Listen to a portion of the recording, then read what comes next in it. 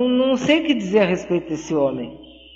O próprio presidente da República, que 78 milhões de brasileiros, 57 milhões de brasileiros, perdão, votou nele, pois o presidente, ele diz que os livros têm muita coisa escrita. Que os livros didáticos têm muita coisa escrita. Quer dizer, um cara que diz isso, primeiro revela a qualidade do ensino das escolas militares. Com todo respeito, eu quero debochar. É porque eles dizem que a melhor qualidade de ensino que tem, o cara estudou num colégio militar e aí? E ele diz que tem muita letrinha, que tem muita coisa escrita num livro. Quer dizer, o cara que não gosta, não é, de literatura, não gosta de cinema, não gosta de teatro, não gosta, ele odeia cultura de um modo geral. Em todos as suas variáveis, né?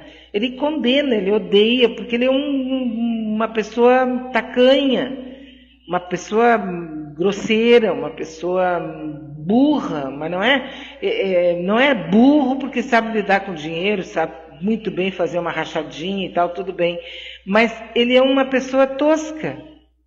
É um Neandertal, assim, entende? É um negócio que dá nojo na gente quando a gente fala. E é óbvio que ele escolheu isso aí para ser ministro dele. E para ministro da Educação, ele coloca uma pessoa, primeiro colocou um colombiano, se não me engano, o cara era como colombiano, não conhecia nada da cultura, nada da educação no Brasil, mas foi ser ministro porque era amigo lá do Olavo de Carvalho.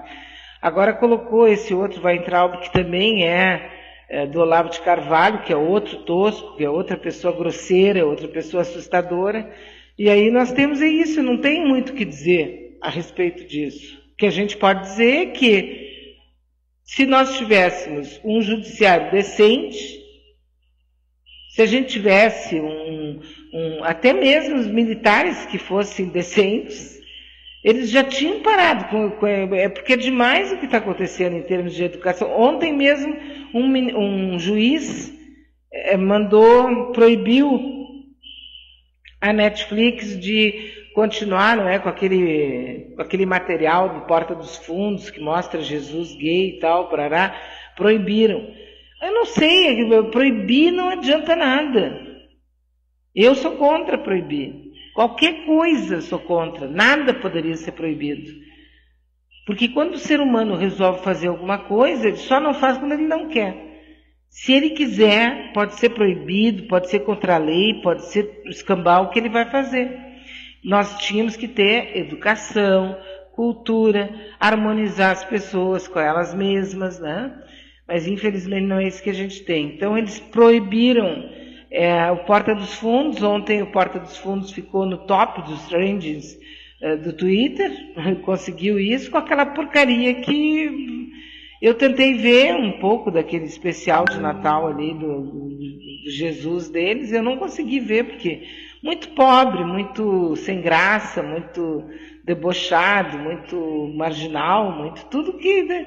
Mais marginal ainda o juiz, que isso aí aconteceu em dezembro, nós estamos em janeiro, daí ele proíbe. O mesmo juiz que não aceitou um processo contra o Bozo, porque o Bozo estaria sendo homofóbico. E ele disse que não era, que o Bozo podia dizer o que ele quisesse, porque ele é contra a censura. Aí esse mesmo juiz agora manda, porque é pelos bons costumes, por diabo 4, bobagem, né? Uma grande bobagem. Bem, a mídia diz que 80 americanos morreram, mas há quem diga que não houve mortes nem feridos. Será? No bombardeio de ontem. Adriana, antigamente a gente dizia que a primeira vítima de qualquer guerra é a verdade. Que é a primeira vítima, é o que morre de cara, porque daí você tem a versão do A e a versão do B. E eles vão mentir, tanto o A quanto o B. Por isso que antigamente a gente tinha lá aqueles camaradas que pertenciam a órgãos de imprensa e que iam, né?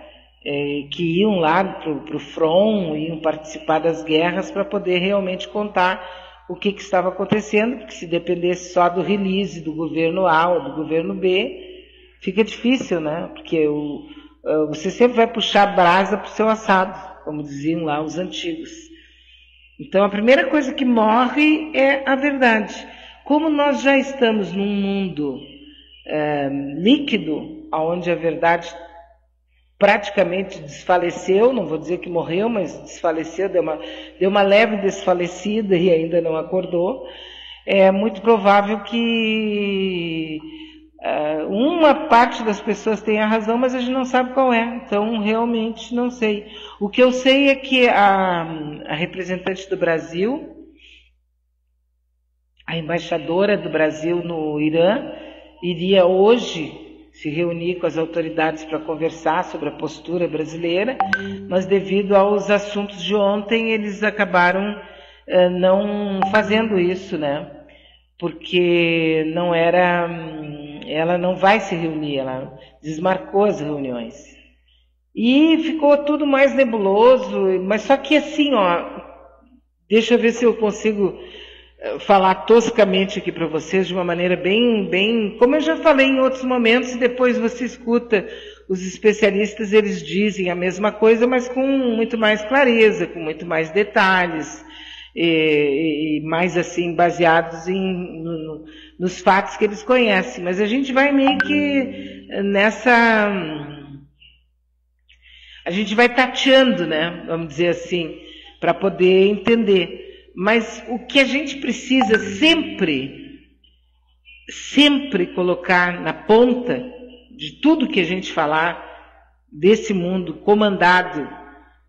absolutamente comandado por Mamon, que é o Deus do dinheiro, né? Eu vou usar o termo bem correto, é o Deus da grana.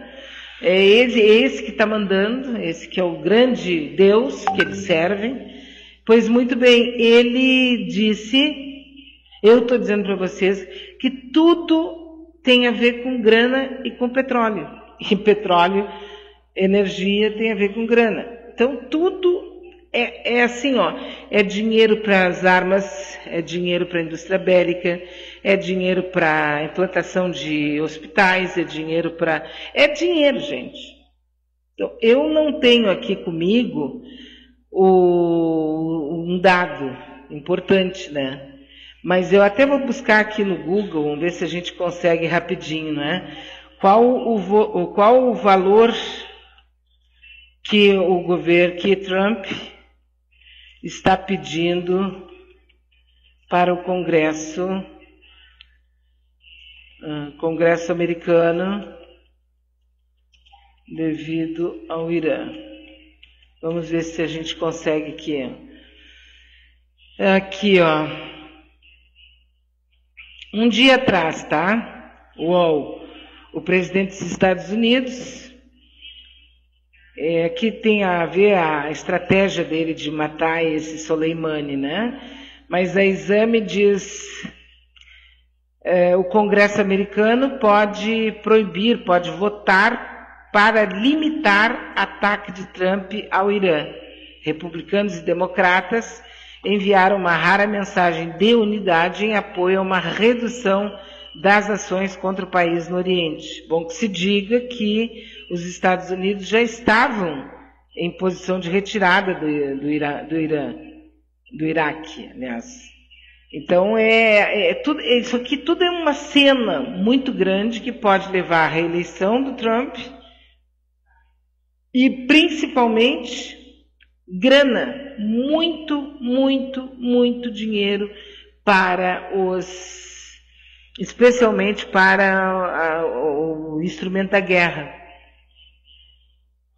Porque existe, né, um estado de guerra permanente no mundo, e esse estado de guerra permanente precisa de bombardeiros, precisa de morteiros, precisa de tanques, precisa de aviões, precisa de destroyers, quer dizer, tudo isso é uma indústria que está funcionando, entende?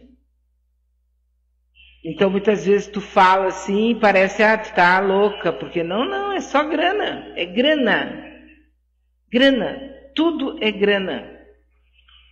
Tem nada diferente disso. Absolutamente nada diferente disso. Eu vou conversar com o Renato Barcelos daqui a pouco e nós vamos falar sobre a ecologia deve ser radical. Você sabe que essa é uma coisa que me parece que em termos, por exemplo, de judiciário, de legislação, nós em seguida, coisa de 10 anos, 5 anos ou 15 anos, nós vamos ter umas mudanças na legislação que vão causar uma mudança no comportamento das pessoas com relação ao meio ambiente. Eu tenho certeza que nós vamos ter no futuro pessoas que vão ser presas e, tipo assim, terroristas ambientais. Por exemplo, a prática de queimadas deve ser considerado terrorismo ambiental. Genocídio de animais deveria ser considerado uma espécie de terrorismo ambiental. Você destruir um rio, o rio vai ser no futuro uma pessoa com direitos. Eu estou falando assim porque eu não sei falar em termos jurídicos, né?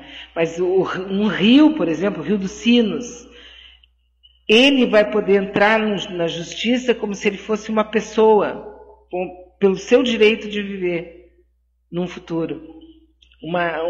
Um espaço. E isso é uma coisa, gente, que como nós estamos muito aqui interessados em saber se o Bozo fez cocô um dia sim, um dia não, se a Damares subiu na goiabeira. A gente está assim muito voltado para as fofoquinhas, nós deixamos de dar atenção, e isso é verdade, eu também faço isso, como todo mundo. A gente deixa de dar atenção na questão fundamental, que é o que está acontecendo no campo. O que está acontecendo no campo, nos espaços onde moram as comunidades indígenas, nos quilombolas, no pessoal do MST, pessoal do campo, o que nós estamos vendo ser praticado no campo é um crime de lesa humanidade de proporções assim oceânicas. Mas não tem quase reação, entendeu? Praticamente não tem quase reação. Eu estou aqui, o Jefferson me mandou um material de guerra. Só a guerra no Iraque, para você ter... Não, a gente não consegue, Jefferson, ter uma ideia. Custa mais de 2 trilhões de dólares aos Estados Unidos. Será que a gente consegue imaginar o que são 2 trilhões de dólares? Nós que temos uma dívida ali de R$1.000, perdemos o sono. A gente precisa pagar uma conta de 2.000, tu quase tem um infarto. Tu não tem condições de saber o que são 2 trilhões. É disso que essa gente fala. Eles tratam de questões que nós não temos condições. É superlativo. É mega tudo, né? A guerra no Iraque já custou isso em 2013, né? Lá, imagina, 2020, são 7 anos, no mínimo. Nós temos 3 vezes esse valor aqui, gasto em trilhões de dólares.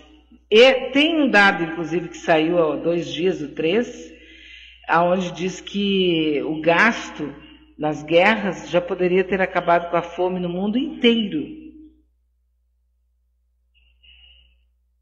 Mas tem um filme, inclusive, tem um filme que fala sobre isso, né? O Senhor da Guerra, o Senhor dos Exércitos, não sei como é que é o nome do filme, mas que mostra ali como é que funciona essa indústria, fomentando guerras na África, fomentando guerras aqui na América do Sul, fomentando guerras lá no Oriente Médio, no continente asiático e no Diabo 4, por quê? Porque eles querem grana.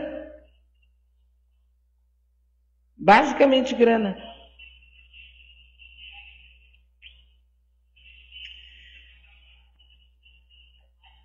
É isso aí, né? Então você pode participar 986877340. É isso aí, estão precisando de mais grana? Faz guerra. Faz guerra.